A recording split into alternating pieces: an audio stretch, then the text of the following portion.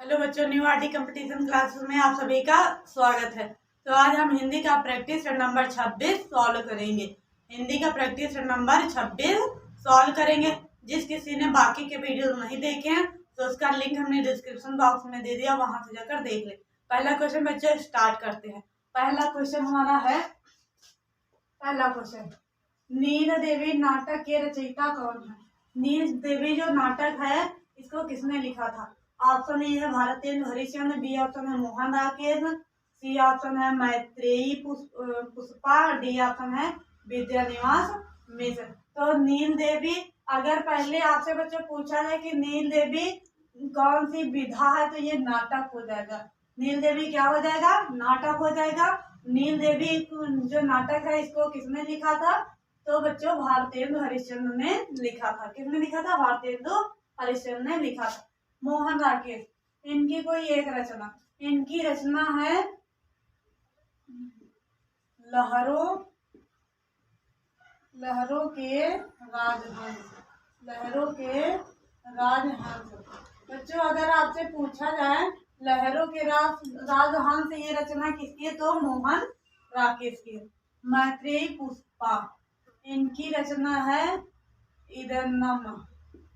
इनकी रचना जो है इदनम, अगर पूछा जाए इदनम किसकी रचना तो मैत्रेयी पुष्पा के। विद्यानिवास मिश्र, इनकी रचना है तुम चंदन हम पानी। तुम चंदन हम पानी।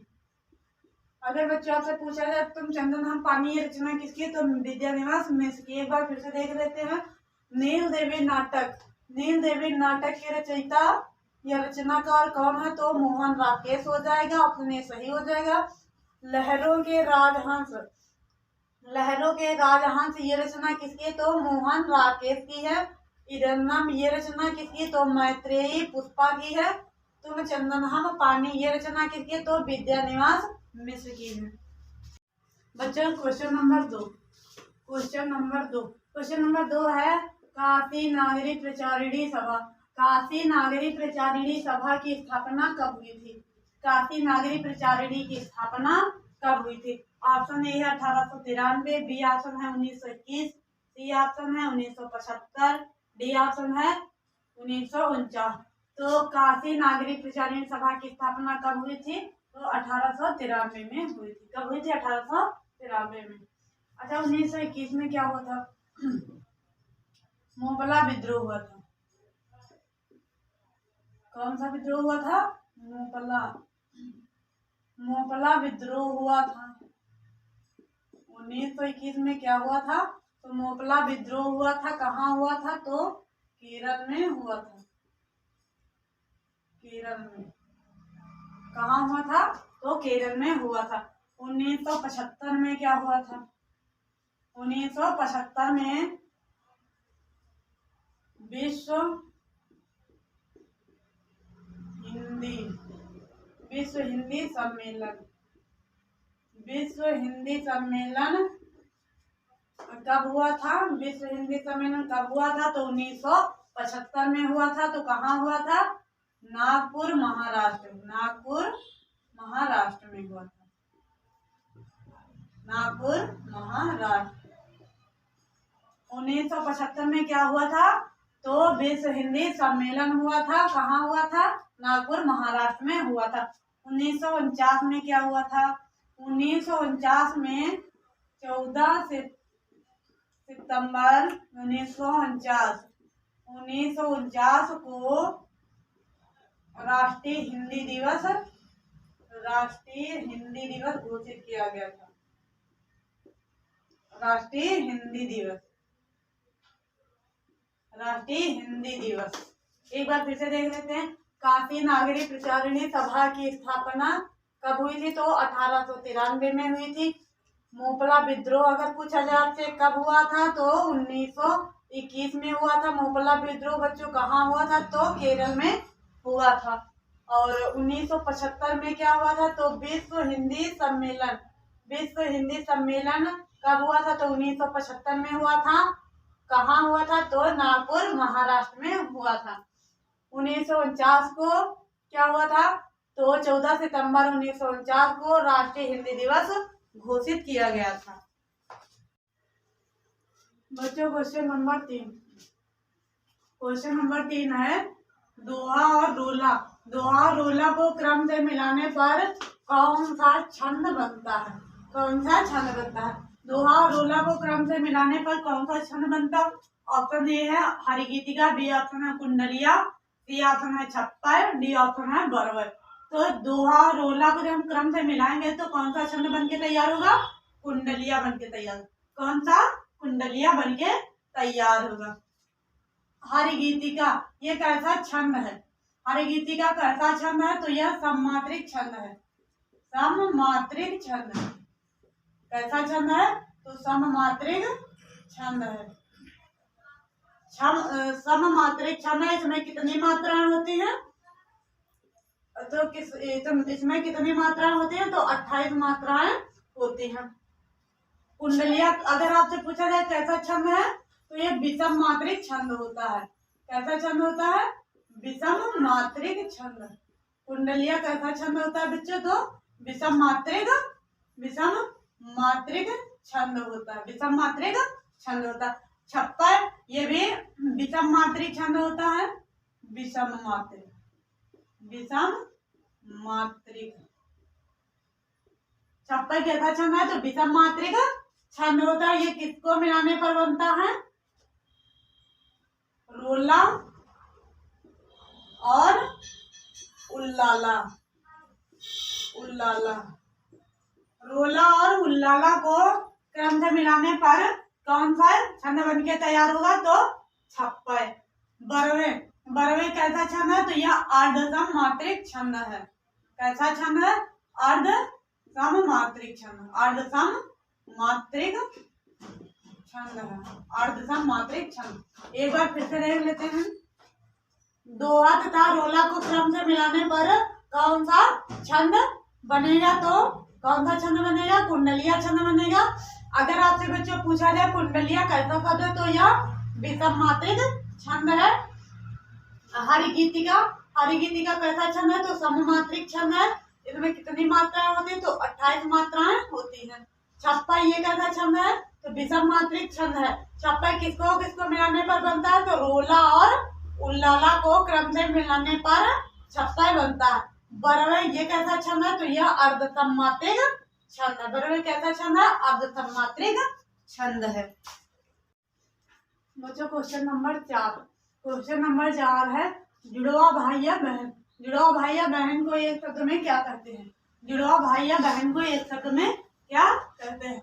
ऑप्शन ए है यमन या यमला, बी ऑप्शन है मृणाल, सी ऑप्शन है दीक्षित, डी ऑप्शन है बयालू। तो जुड़वा भाई हो या बहन हो एक शब्द में क्या कहते हैं? तो यमल और यमला। ऑप्शन ए सही हो जाए। अगर जुड़वा भाई है तो यमल कहेंगे, यमल।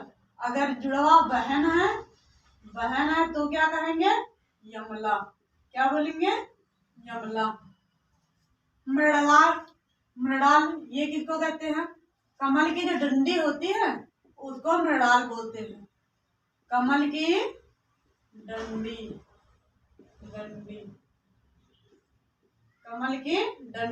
कमल की डंडी को क्या बोलते हैं? मृणाल बोलते हैं। दीक्षित किसे बोलते हैं?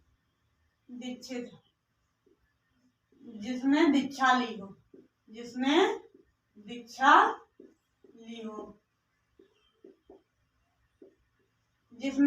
ली हो उसको क्या बोलते हैं? दीक्षित। बयालू किसे बोलते हैं? रात के भोजन को क्या बोलते हैं? तो बयालू बोलते हैं। रात के भोजन को क्या बोलते हैं? बयालू। एक बार फिर से देख लेते हैं।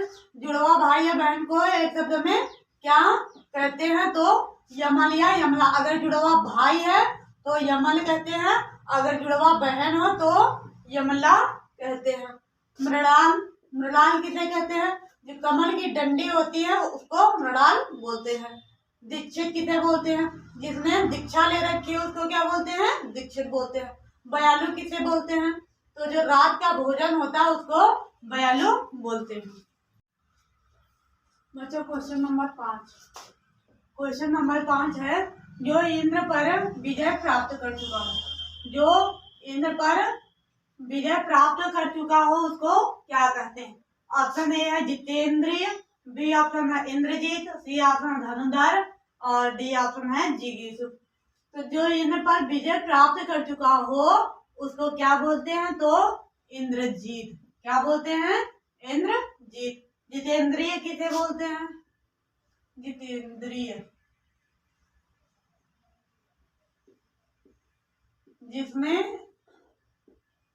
इंद्रियों को जीत लिया हो। जिसने इंद्रियों को जीत लिया हो।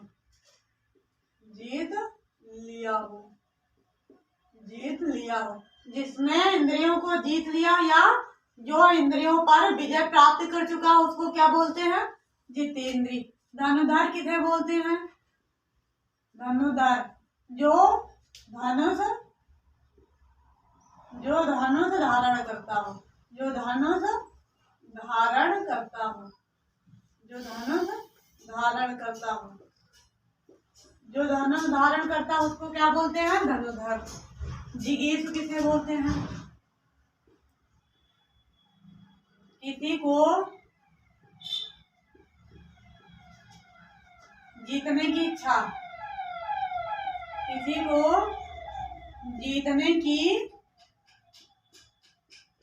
रखने वाला।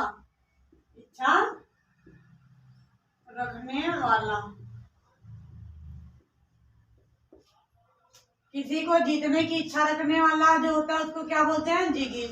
एक बार देख लेते हैं, जो इंद्रियों पर विजय प्राप्त कर चुका उसको क्या बोलते हैं?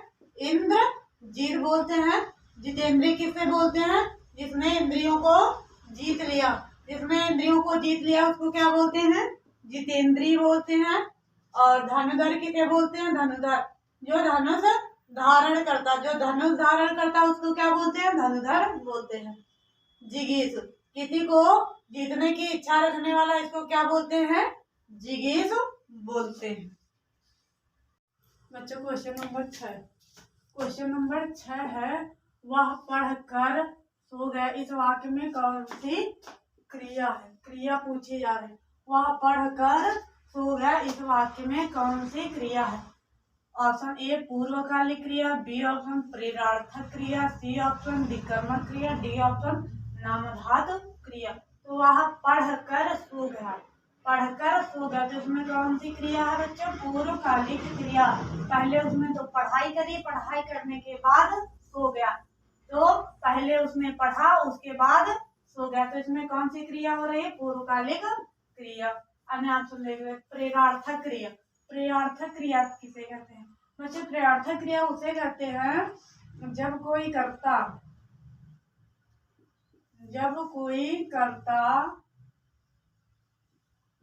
कर्ता खुद कार्य न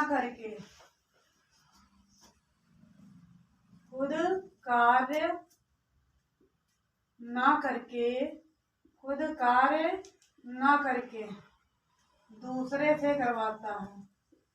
दूसरे से करवाए, वहां पर कौन सी क्रिया हो जाती है?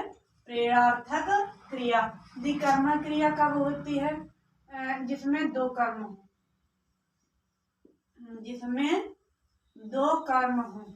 जिसमें कितने कर्म हो? दो। जिसमें दो कर्म हो उसे क्या कहते हैं? विकर्मक क्रिया। नाम धातु क्रिया किसे कहते हैं? जो संज्ञा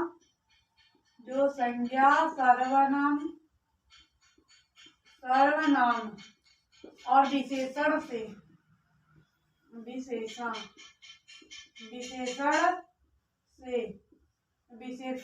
जो क्रियाएं बनती हैं, उन्हें क्या बोलते हैं? नाम धातु क्रिया। विशेषण से जो क्रियाएं बनती हैं।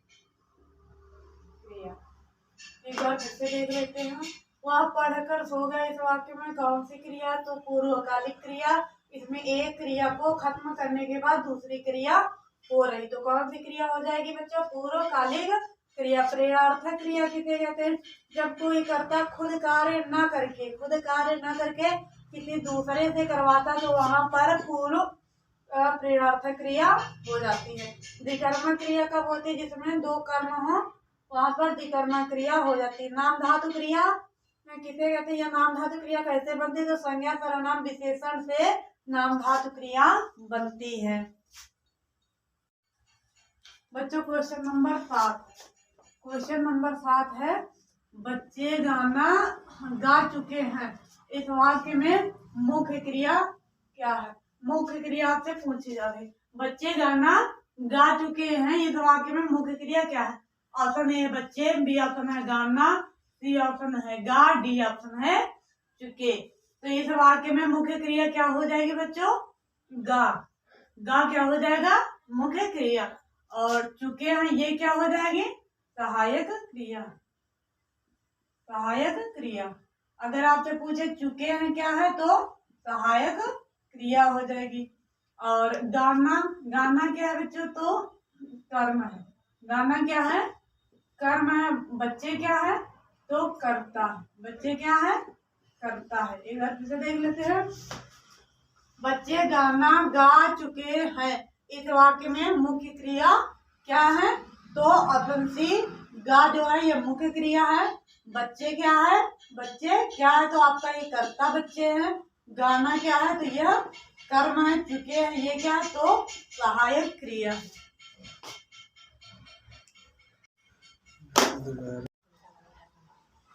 बच्चों क्वेश्चन नंबर 8 है, उचित अनुचित का ज्ञान रखने वाला। उचित अनुचित का ज्ञान रखने वाला वाक्यांश के लिए सही शब्द क्या होगा? ऑप्शन ए है विवेकी, बी ऑप्शन है किम कर्तव्य विमूढ़, सी ऑप्शन है आकाशरथी, डी ऑप्शन है सर्वज्ञ। उचित अनुचित का ज्ञान रखने वाला एक शब्द में क्या कहेंगे? विवेकी। क्या कहेंगे? विवेकी। किम कर्तव्य विमूढ़ किसे कहते हैं? जो अपने कर्तव्य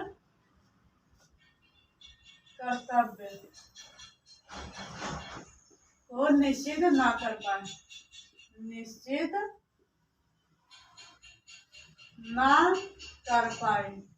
ना कर पाए। जो अपने कर्तव्य को निश्चित न कर पाए उसे क्या कहते हैं? किम कर्तव्य विमूढ़। आकाशवृत्ति किसे कहते हैं? अनिश्चित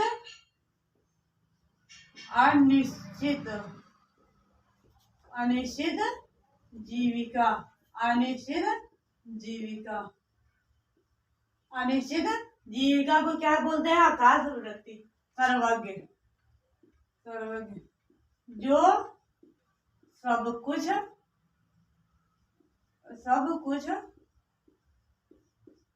जानता हो। जो सब कुछ जानता हो उसको क्या बोलते हैं?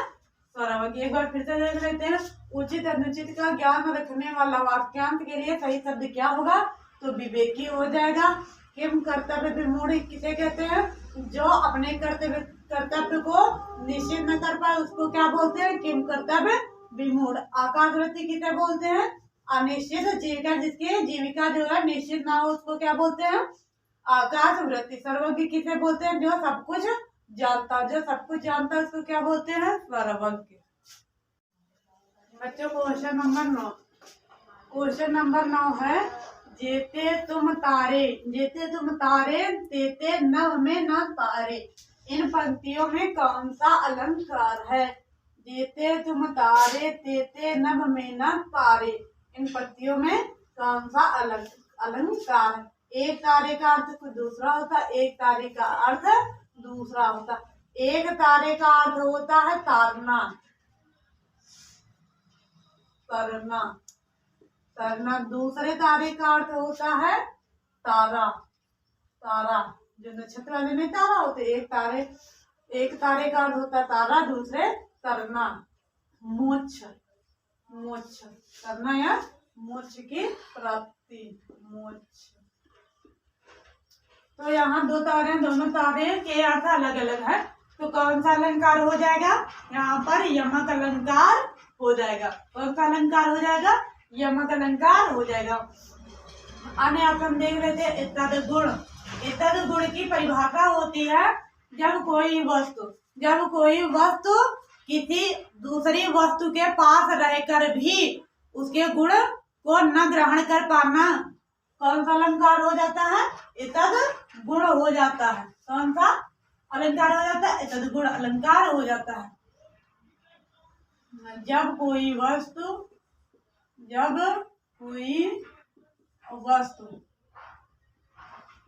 किसी अन्य वस्तु के समीप रहकर भी उसके गुण में व्याप्त न होना, उसके गुणों में व्याप्त न होना कौन सा अलंकार हो जाता है? इत्तद गुण अलंकार हो जाता है। व्यतिरेक अलंकार क्या बोलता है? उपमेय को उपमान से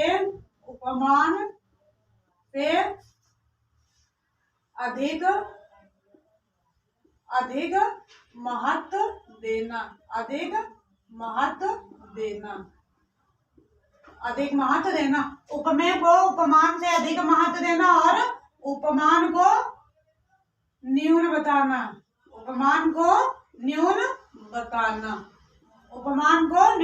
वहां पर कौन सा अलंकार हो जाएगा? व्यतिरेक अलंकार हो जाएगा। मानवीकरण अलंकार कब होगा? जब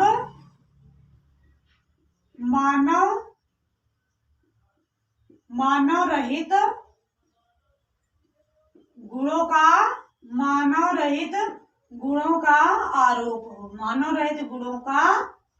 आरोप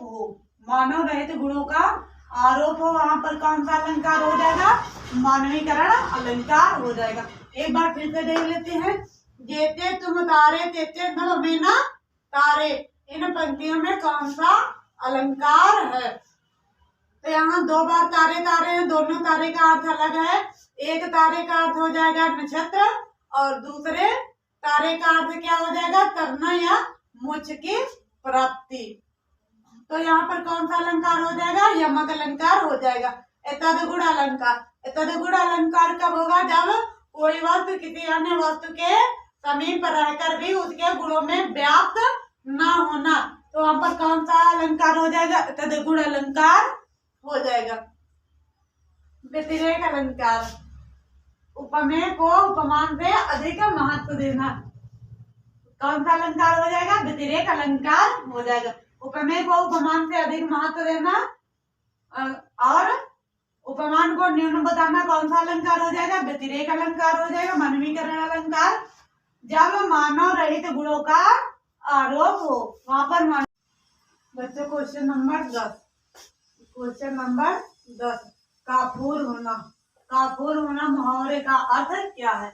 ऑप्शन ए है भाग जाना, बी ऑप्शन है घर में बेकार बैठना, सी ऑप्शन है अवांछित संवार, डी ऑप्शन है सरसरी नजर। काफूर होना मुहावरे का अर्थ क्या हो जाएगा? भाग जाना। क्या हो जाएगा? भाग जाना। काफूर होना भाग जाना। घर में बेकार बैठना, अंडे सेना हो जाएगा। घर में बेकार बैठना मुहावरा क्या हो जाएगा? अंडे सेना। अवांछित संवाद, इसका क्या हो जाएगा? सिर खपाना या खाना। और सरसरी नजर क्या हो जाएगा? विहंगम दृष्टि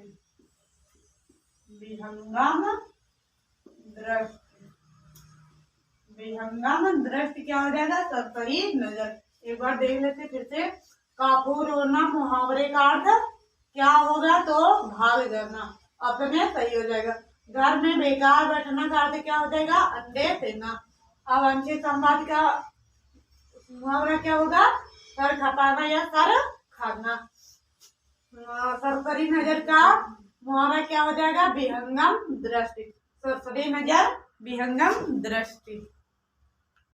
बच्चों मेरा वीडियो कैसा लगा? अगर अच्छा लगा तो कमेंट बॉक्स में जरूर बताएं। Thank you for watching my video.